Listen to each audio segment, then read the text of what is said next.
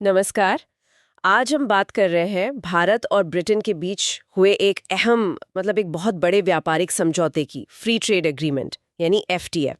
इस पर 24 जुलाई 2025 को लंदन में साइन हुए हैं और लक्ष्य 2030 तक दोनों देशों के बीच का व्यापार वो लगभग 2 गुना करके 120 अरब डॉलर तक पहुंचाना है। तो आज हम यही समझने की कोशिश करेंगे कि ये समझौता इतना खास क्यों है, इसके अहम मुख्य बिंदु क्या है और ये भारत को ग्लोबल ट्रेड में खासकर चीन के सामने कैसे एक नई पोजीशन दे रहा है। चलिए जरा गहराई में उतरते हैं। बिल्कुल, और जैसा आपने कहा, ये समझौता सिर्फ आंकड़ों का खेल नहीं है। बातचीत तो देखिए 2022 में ही शुरू हो गई थी। ये असल में वैश्विक सप्लाई चेन और जो जियोपॉलिटिकल बदलाव हो रहे हैं ना, उनके बीच भारत के लिए एक सोचा समझा एक रणनीतिक कदम है।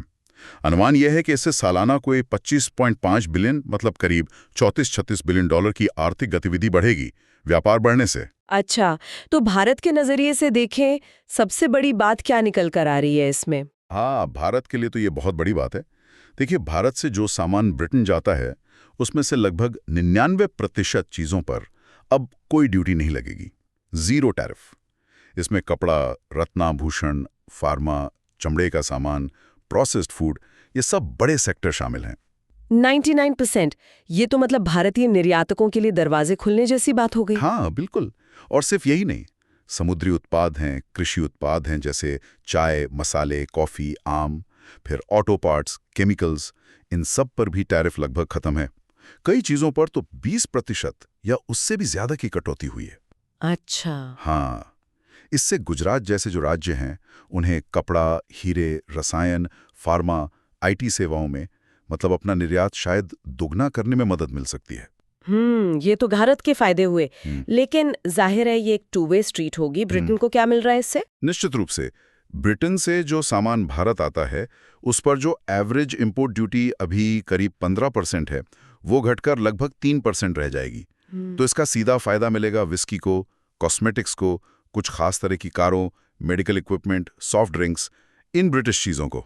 विस्की का जिक्र आता ही है जब यूके इंडिया ट्रेड की बात हो। हाँ उस पे क्या असर पड़ेगा? ड्यूटी तो बहुत ज्यादा थी। हाँ, बहुत ज्यादा, 150%। वो अब अगले 10 सालों में धीरे धीरे कम होकर करीब 40% पर आ जाएगी। 10 साल? ठीक है। और कारें? कारों पर भी कटौती होगी, लेकिन वो फेज्ड मैनर में है, मतलब धीरे धीरे। सामान्य पेट्रोल कारों पर 2031 तक 10% तक ड्यूटी आएगी और कुछ लग्जरी, हाइब्रिड और इलेक्ट्रिक गाड़ियां हैं, उन पर 2036 तक एक कोटे के तहत 10% तक लाया जाएगा। अच्छा, तो ये तो हुई सामान की बात। आपने शुरू में एक रणनीतिक पहलू का जिक्र किया था, वो चीन+1 वाली बात, वो क्या है, जरा समझाएंगे? हाँ, वो बहुत दिलचस्प है। देखिए, चीन+1 का मतलब है कि बड़ी मल्टीनेशनल कंपनियां जो हैं वो अब सिर्फ चीन पे डिपेंडेंट नहीं रहना चाहती अपनी मैन्युफैक्चरिंग के लिए। वो अपनी सप्लाई चेन को डाइवर्सिफाई कर रही हैं, मतलब चीन के अलावा एक और मैन्युफैक्चरिंग बेस ढूंढ रही हैं। तो ये एफटीए भारत को इस रोल के लिए एक बहुत मजबूत दावेदार बनाता है। कंपनियां अब भारत को सिर्फ एक बड़े बाजार की तरह नहीं, बल्कि ब्रिटेन और यूरोप के लिए एक मैन्युफैक्चरिंग गेटवे के तौर पर भी देख सकती हैं। ये तो बड़ा स्ट्रैटेजिक शिफ्ट है। अच्छा, और सेवाओं का क्या? सर्विस सेक्टर और प्रोफेशनल्स की मूवमेंट आजकल एफटीएस में ये भी बहुत अहम होता है। बिल्कुल, इस पर भी सहमति बनी है। एक सोशल सिक्योरिटी एग्रीमेंट है और जो प्रोफेशनल डिग्रियां हैं उनको आपसी मान्यता देने की बात है। इससे अंदाजा है कि करीब 60,000 भारतीय प्रोफेशनल्स, खासकर फाइनेंस और इंजीनियरिंग में, उन्हें ब्रिटेन जाने और काम करने में आसानी होगी। और इससे उनके कंट्रीब्यूशन पर जो बचत होगी वो करीब 462 मिलियन डॉलर तक हो सकती है। अच्छा खासा अमाउंट है ये तो। हाँ, और इसके अलावा ब्रिटेन से green technology, clean energy, EV infrastructure, solar, hydrogen, battery storage, मतलब भविष्य के इन सेक्टर्स में निवेश आने की भी उम्मीद है। तो अगर हम इन सब बातों को जोड़कर देखें, क्या ये कहना ठीक होगा कि भारत इस डील से कहीं ना कहीं चीन के मुकाबले थोड़ी बढ़त बना रहा है? हाँ, कुछ मायनों में जरूर। देखिए, चीन के भी बड़े एफटीए हैं जैसे आरसीईपी, लेकिन ये जो भारत यूके समझौता है, ये भारत को ब्रिटेन जैसे एक विकसित, एक हाई वैल्यू कंज्यूमर मार्केट तक सीधी लगभग जीरो ड्यूटी वाली पहुंच देता है। कई सेक्टर हैं, कपड़ा, चमड़ा, फार्मा, जहां चीन का या तो दबदबा रहा है या मार्केट सैचुरेट हो गया है। वहां भारत एक नए, एक ज्यादा फ्लेक्सिबल पार्टनर की तरह उभर रहा है।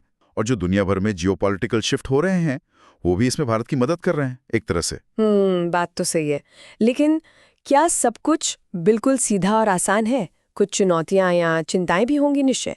हाँ, चुनौतियां तो हमेशा होती हैं। जैसे ब्रिटेन का ऑटो उद्योग है, वो शायद भारत में कारों के एक्सपोर्ट पर जो कोटा लगा है, पहले साल 20,000 यूनिट, फिर धीरे धीरे बढ़ेगा, और टैरिफ में जो धीमी कटौती है उससे पूरी तरह खुश न हो। ओके। इसी तरह कुछ ब्रिटिश फार्मा कंपनियों को उम्मीद रही होगी कि भारत में इंटेलेक्चुअल प्रॉपर्टी यानी आईपी और डेटा सुरक्षा पर उन्हें और ज्यादा रियायतें मिलेंगी, जो शायद उतनी नहीं मिली। और भारत के लिहाज से? भारत के नजरिए से देखें तो सबसे बड़ी चुनौती है हमारे एमएसएमईज के लिए, मतलब छोटे और मझोले उद्योग। इस समझौते का असली फायदा उठाने के लिए उन्हें अपनी सप्लाई चेन को बेहतर करना होगा, क्वालिटी स्टैंडर्ड्स को इंटरनेशनल लेवल का बनाना होगा, और ब्रिटेन के जो लीगल नियम हैं, कंप्लायंस हैं, उनके लिए तैयार होना होगा। सोचिए, गुजरात की कोई छोटी कपड़ा कंपनी है, उसे अब न सिर्फ क्वालिटी बल्कि ब्रिटेन के कड़े पैकेजिंग और डॉक्यूमेंटेशन स्टैंडर्ड्स भी पूरे करने होंगे। ये तैयारी जरूरी है। सही कहा, ये तैयारी बहुत जरूरी होगी। तो अगर संक्षेप में कहें, ये भारत ब्रिटेन एफटीए भारतीय निर्यात के लिए 99% ड्यूटी फ्री एक्सेस खोल रहा है और ब्रिटेन से आने वाले लगभग 90% सामान पर भी ड्यूटी कम होगी। लक्ष्य है 2030 तक व्यापार को 120 अरब डॉलर तक ले जाना और साथ ही भारत को ग्लोबल स्टेज पर चीन के मुकाबले एक अहम रणनीतिक प्लेयर बनाना।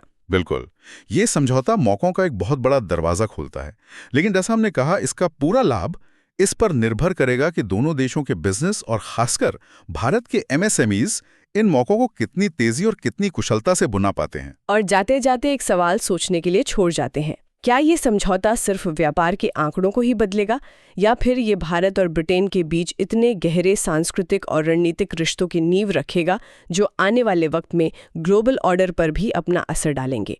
इस पर सोचते रहिएगा।